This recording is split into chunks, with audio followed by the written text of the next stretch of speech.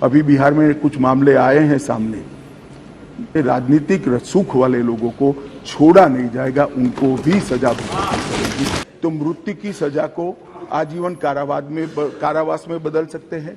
आजीवन कारावास की सजा को 7 साल तक ही माफ कर सकते हैं। नमस्कार, आप लाइव बिहार देख रहे हैं। मैं हूं राजमोहन तिवारी। गोपालगंज के तत्कालीन डीएमजी कृष्णैया हत्याकांड में उम्र कैद की सजा काटने वाले बिहार के पूर्व बाहुबली सांसद आनंद मोहन को कानून में संशोधन करके रिहा कर दिया गया।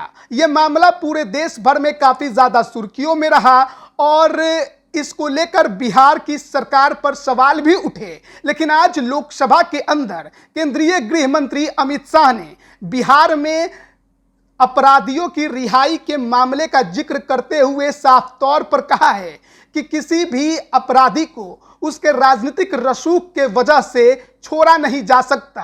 अगर उसे सजा मिली है तो उसे भुगतनी भी होगी। और इसके संबंध में उन्होंने विधेयक भी पेश किया है। क्या कुछ वो इस दौरान कह रहे हैं वो पहले आप सुनिए। सजा माफी को पॉलिटिकल यूज करने वाले बहुत किस्से आते थे। अब हमने कह दिया है कि अगर किसी को सजा माफ करनी है तो मृत्यु की सजा को आजीवन कारावास में बदल सकते हैं। आजीवन कारावास की सजा को 7 साल तक ही माफ कर सकते हैं।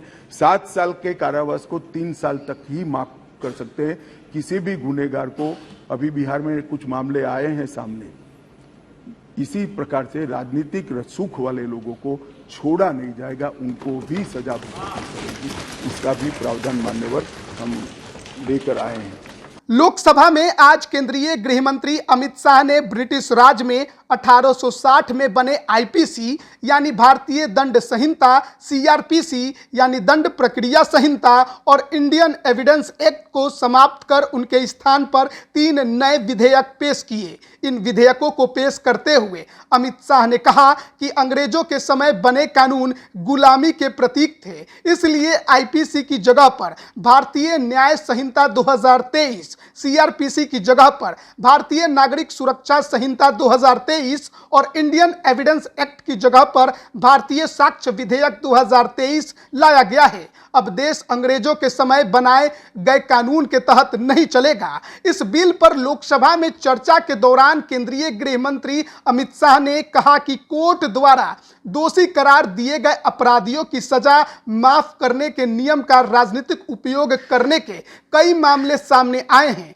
अब हमने तय कर दिया है कि अगर किसी की सजा माफ करनी है तो फांसी की सजा को आजीवन कारावास में बदल सकते हैं। आजीवन कारावास की सजा को 7 साल तक ही माफ कर सकते हैं। 7 साल की सजा को 3 साल तक ही माफ कर सकते हैं। अमित शाह ने कहा कि अभी बिहार में ऐसे कुछ मामले सामने आए हैं, लिहाजा हमने तय किया है कि किसी भी तरह से राजनीतिक रसूख वाले लोगों को छोड़ा नहीं जाएगा, उन्हें भी सजा भुगतनी होगी। उन पर भी वही कानून लागू होगा जो आम लोगों पर लगता है।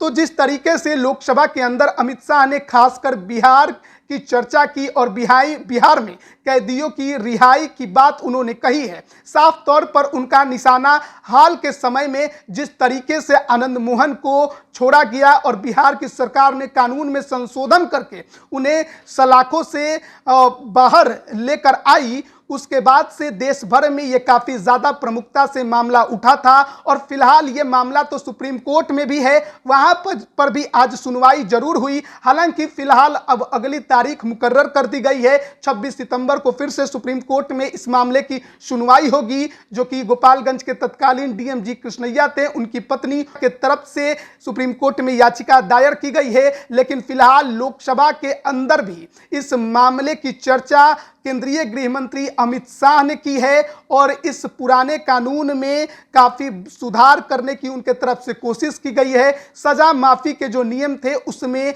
बदलाव किया गया है। बने रहिए लाइव बिहार के साथ। आप सभी का बहुत बहुत धन्यवाद। लाइव बिहार यूट्यूब पर सब्सक्राइब और फेसबुक पर लाइक जरूर करें।